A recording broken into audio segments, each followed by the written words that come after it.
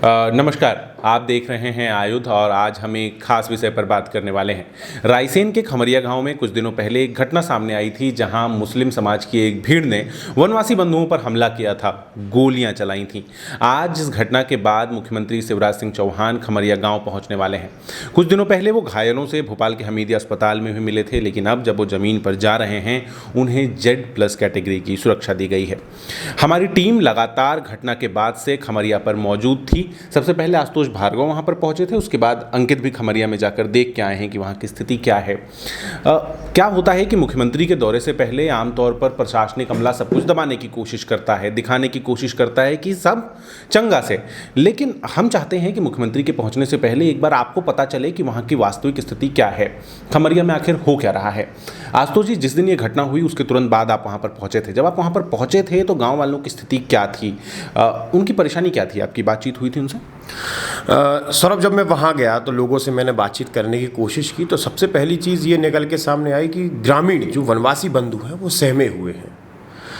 चूँकि उनके ऊपर फायरिंग की गई थी, उनमें से लगभग 40 से 45 लोग घायल हैं, उनको छर्रे लगे थे, पैलेट्स लगी थी और एक व्यक्ति की मौत हो गई थी, जिसके बाद से पूरा गांव सहमा हुआ है और वो पूरा क्षेत्र वनवासी बाहुल्य क्षेत्र है।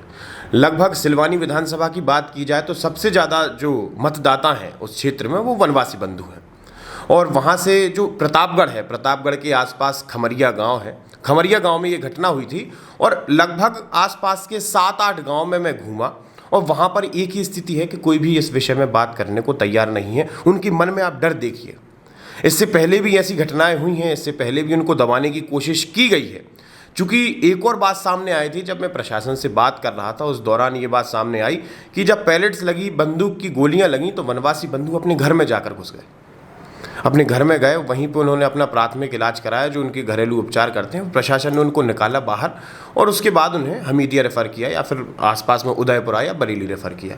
तो वहाँ पर एक खास चीज़ देखने को मिली है कि जब हमने वनवासी बंधुओं से बात की कि आखिर मामला क्या था, किस प्रकार से गोली चली है, घटनाक्रम क्या हुआ, तो इतने ज़्यादा सहमे हुए हैं कि कोई भी इस विषय में बात करने को तैयार नहीं था।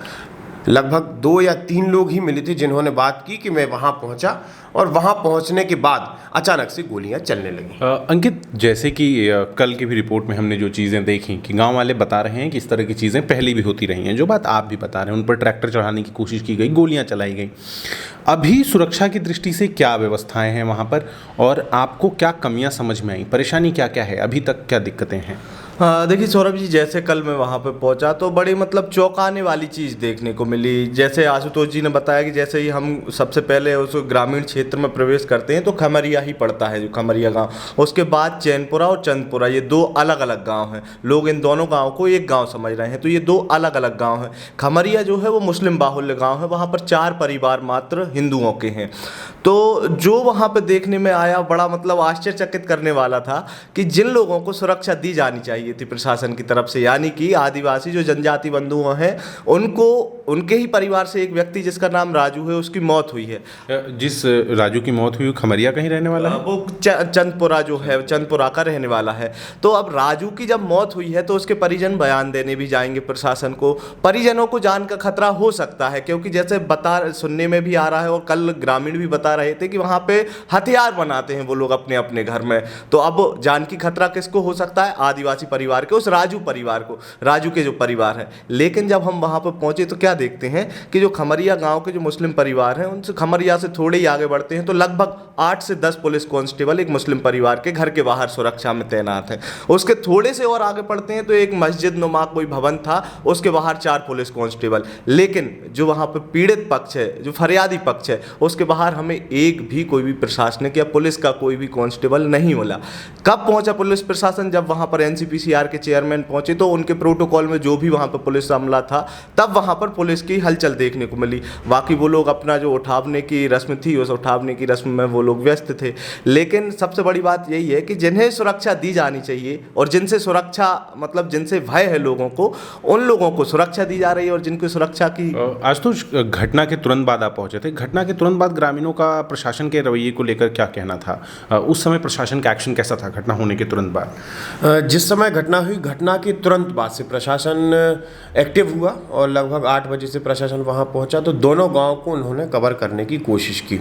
चूँकि एक तिराहा है जहाँ से चंदपुरा के लिए जाते हैं और इस तरफ अगर वापस लौट के आते हैं तो खमरिया पड़ता है, तो वहाँ पर पूरी छावनी में तब्दील था वो पूरा क्षेत्र, और वहाँ किसी भी व्यक्ति को अपने घर से निकलने नहीं दे रहे थे। अंकित, कई सारे लोगों पर मामला भी दर्ज किया गया है। जहाँ तक मेरी जानकारी में आया है कि इसमें एक बड़ी गड़बड़ी सामने आ रही है, शायद प्रशासनिक अमले की लापरवाही। क्या है इसके बारे में, जरा एक बार विस्तार से बताइए। सौरभ जी, देखिए मेरे हाथ में अभी उस पूरे मामले की एफआईआर की कॉपी है। इस एफआईआर की कॉपी में आपने जैसे कल मैंने अपनी रिपोर्ट में बताया कि लगभग दोनों पक्षों के 338 लोगों पर मामला दर्ज हुआ है। 338 लोग, काफ़ी बड़ी संख्या है। लेकिन सबसे बड़ी जो चौंकाने वाली बात है कि जिन व्यक्ति जिसका मतलब एक पक्ष, जिस पक्ष का यानी कि हिंदू आदिवासी जो बंधु है उसका, राजू आदिवासी, उसकी मौत हुई है। लेकिन अब हम इस रिपोर्ट को देखेंगे, एफआईआर, इस एफआईआर में 22 लोगों पे 22 आदिवासी जो जनजाति बंधु हैं उन पर नाम दर्ज, उसके अलावा 250 अन्य लोगों पर ये एफआईआर दर्ज की गई है। इस एफआईआर की सबसे बड़ी बात है, मैं इसमें की आपको धारा बता दूं, स्क्रीन पे दिखा ये जो धाराएं हैं वो धाराएं बड़ी दंगा बलवा, ये वाली धारा 147, 148, 149, 341, 294, 436, 336 और 427 ये किस पक्ष पर लगाई गई हैं? आदिवासी पक्ष पर। जबकि मुस्लिम पक्ष के जो लोग हैं, मुस्लिम पक्ष में अभी तक 16 या 17 लोगों पर नाम दर्ज एफआईआर हुई है और बाकी 30-40 अन्य आरोपी उसमें बनाए गए हैं। अब आप खुद यहाँ पे देख रहे हैं कि प्रशासन क्या दिखाना चाहता है। प्रशासन एक तरफ तो जो मुस्लिम पक्ष है जिसने गोलियां चलाई हैं उनको फरियादी के तौर पर प्रस्तुत करने का, वहाँ पर मुझे जो देखने व्यक्तिगत तौर पे, और जो आप भी मतलब सामान्य तौर पर अपन भी पत्रकारिता कर रहे हैं तो समझ में आता है कि जब किसी व्यक्ति की जो एफआईआर में जो आरोपियों की संख्या होती है उसके आधार पर ही हम ये सोच सकते हैं कि फरियादी कौन है और पीड़ित और ये लोग।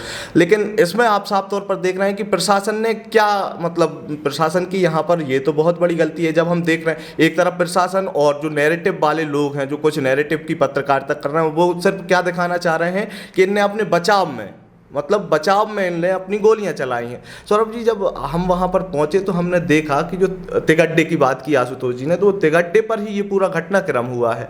और वहां से चंद किलोमीटर पहले ही एक पुलिस चौकी पड़ती है, उस गांव का मुझे नाम याद नहीं आ रहा, मैंने देखा वहां से मतलब ज़्यादा से ज़्यादा 3 या 4 किलोमीटर खमरिया से 4-5 किलोमीटर आगे ही पुलिस की चौकी थी। और जबकि ये जो गाँव है इसमें कुछ गाँव है, जैसे चंद्रपुरा के अलावा भी कुछ पौड़ी गाँव है एक, वो पौड़ी गाँव लगभग 8 किलोमीटर दूर है, और उससे भी जो और गांव के कहा जा रहा है 8 गांव के लोग पहुंचे थे।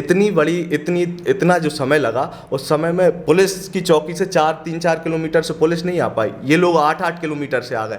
तो ये यहाँ पर साफ तौर पर प्रदर्शित हो रहा है कि कहीं ना कहीं लोग और जो नैरेटिववादी पत्रकारिता कर रहे हैं वो अपना नैरेटिव यहाँ पर सेट करने का प्रयास कर रहे हैं। लेकिन हाँ, नहीं, व्हाट्सएप से वीडियो मंगा के पत्रकारिता की जा रही है, ये तो हमने। हाँ, आप कुछ कहें। एक खास बात और देखने मिली है, उनके घर में अवैध लकड़ी का खनन हो रहा है, लकड़ी के प्रोडक्ट बनाए जा रहे हैं, उनके घर में पूरे जंगल काटे जा रहे हैं मुस्लिमों द्वारा। इससे पहले वो कट्टे के व्यापार करते थे, ग्रामीण ये बात बता रहे हैं। उनके द्वारा अवैध निर्माण किए गए, अवैध निर्माणों को तोड़ दिया गया, लगभग 4 से 5 मकान तोड़े गए हैं। लेकिन अवैध निर्माण 4 से 5 मकान तोड़ने के बाद लकड़ी का अवैध काम करना, इससे पहले कट्टे के जो गैर कानूनी काम में संलिप्त रहना, उसके बावजूद गोली चलाने के बाद भी वनवासी बंधुओं के ऊपर ज़्यादा एफआईआर की गई है। नहीं, और ये अतिक्रमण हटाने की बात आई है, तो क्या अतिक्रमण हटाया गया है, कितना अतिक्रमण हटाया गया है? देखिए, इसमें अपन कहीं ना कहीं सरकार की वो नहीं करेंगे। अतिक्रमण हटाने का प्रयास पूर्व में भी किया गया और उसके बाद कल भी कुछ अतिक्रमण हटाने की कार्रवाई की है। लेकिन मैं एक और ज़रूरी बात आपको बताना चाह रहा हूँ। कल जब वहाँ पर एनसीपीसीआर की टीम पहुँची तो टीम के सामने कुछ बच्चों के बयान हुए। उन बच्चों के हम आपको तस्वीर नहीं दिखा सकते, लेकिन उन बच्चों की जो बात थी उसमें एक बड़ा मासूम सा बच्चा था। उससे जब एनसीपीसीआर की टीम ने पूछताछ की तो बोला कि ऐसे पूर्व में भी घटनाएं हुई हैं क्या? तो बच्चा बोला कि साहब, हम जब स्कूल में जाते हैं तो वहाँ भी वो लोग हमें पत्थर मारते हैं। एनसीपीसीआर की टीम ने पूछा कि आपने इसकी शिकायत की? तो उसने बोला हाँ, हमारी एक मैडम है, वहाँ पर हम मैडम मैडम से भी मिले थे जाके, तो मैडम ने भी इस बात को स्वीकार किया कि ये पहली घटना नहीं थी कि बच्चों को परेशान किया जा रहा था, और जो इस प्रकार का कहा जा रहा है कि छेड़छाड़ के कारण इनका ये पूरा वो हुआ है घटनाक्रम, तो वो बच्चे जब जो कह रहे हैं, बच्चे आप भी जानते हैं कि कभी झूठ नहीं बोलते, और डरे सहमे बच्चे, खास तौर पर डरे सहमे बच्चे। अभी उस गांव का ऐसा माहौल है कि वहाँ की आबो हवा जो मतलब इतनी भय व्याप्त है वहाँ पे कि लोग एक दूसरे से भी डर रहे हैं। और जो वनवासी बंधु जिन्होंने कभी इतनी बड़ी संख्या में लोगों की भीड़ नहीं देखी, शहरों का रुख नहीं किया, वहाँ आज प्रशासन की 100-150 गाड़ियाँ पहुँच रही हैं, तो आप खुद सोच सकते हैं कि वो लोग कितने सहमे होंगे। उस डर के माहौल में बच्चे वहाँ पर बयान दे रहे हैं। बच्चों ने साफ तौर पर कहा कि जब भी वो स्कूल जाते हैं, क्योंकि चंदपुरा और जो चैनपुरा है, ये दोनों गाँव के बच्चे भी खमरिया में स्कूल में पहुँचते हैं। वहाँ पे हाई स्कूल है तकरीबन, तो वहाँ हाई स्कूल मतलब प्राथमिक के बाद बच्चे हाई स्कूल में शिक्षा लेने जाते हैं, तो वहाँ पे बच्चों पूर्व में भी इस प्रकार की घटनाओं को अंजाम दिया गया। मुस्लिम परिवार के बच्चे बच्चों को छेड़ाछाड़ी करते थे, मारा पीटी करते थे, तो ये चीज़ें बच्चों ने वहाँ पर बहुत ज़रूरी बात बताई। सौरभ, इसमें एक और दिक्कत सामने निकल कर ये आ सकती है भविष्य में चूंकि वो वनवासी बाहुल्य क्षेत्र है और जो खमरिया गांव है वो बीच में है, उसकी जो लोकेशन है वो बीच में हो, और उसी के माध्यम से लोगों को निकलना पड़ता है। जहाँ भी ये घटनाक्रम हुआ है तो कम से कम 50 गांव इस तरफ है और 50 गांव इस तरफ है। ये 50 गांव भी पूरे वनवासी बाहुल्य हैं और इस तरफ के 50 गांव भी बाहुल्य हैं, वनवासी बाहुल्य। तो लोगों को अगर आना जाना है तो वो उसी एक रास्ते से जाना है जहाँ पर खमरिया है और जहाँ पर मुस्लिम आबादी रहती है और जहाँ से फायरिंग की गई। तो भविष्य में भी कुछ ऐसा खतरा बन सकता है, ऐसी कोई स्थिति बन सकती है कि फिर से किसी प्रकार का नुकसान हो सकता है। तो मुख्यमंत्री जी अपनी टीम के साथ खमरिया पहुंच रहे हैं। मुख्यमंत्री जी के टीम में बहुत सारे लोग होंगे जिन्होंने इस मामले की गंभीरता से जांच की होगी, लेकिन अगर हमारी आवाज़ भी मुख्यमंत्री कार्यालय तक पहुंच रही है, अगर हमारी आवाज़ भी प्रशासन तक पहुंच रही है, तो कुछ कदम हैं जो उठाए जाने ज़रूरी हैं। जैसे कि पहला कदम कि जो हाई स्कूल खमरिया में है उसे चंद्रपुरा या चांदपुरा में शिफ्ट किया जाना चाहिए। जिस पे आरोप लग रहे हैं कि वो कट्टे के व्यापार करते हैं, इलीगल काम कर रहे हैं, उनके घरों में जांच होनी चाहिए और कार्रवाई होनी चाहिए। और दूसरी बात कि बड़ी संख्या में जो वनवासी समुदाय के लोगों के ऊपर, जनजातीय लोगों के ऊपर मामले दर्ज किए गए हैं, उसके ऊपर सरकार को एक बार नज़र डालनी चाहिए, प्रशासन को एक बार नज़र डालनी चाहिए कि कहीं तुष्टीकरण के लिए, कहीं मामले को बैलेंस करने के लिए जनजातीय बंधुओं को इतने गंभीर अपराधों में तो नहीं फंसाया जा रहा। अगर आपको हमारी ये चर्चा अच्छी लगी, अगर आप हमारी इस वीडियो की और कुछ भी जानना चाहते हैं तो आप हमसे हमारे कमेंट बॉक्स में पूछ सकते हैं। साथ ही हमारे चैनल को सब्सक्राइब जरूर कीजिए। आप हमें फेसबुक, ट्विटर और इंस्टाग्राम पर भी फॉलो कर सकते हैं। आप दोनों का भी बहुत बहुत धन्यवाद। लगातार जुड़े रहने के लिए आयुध को सब्सक्राइब जरूर करें।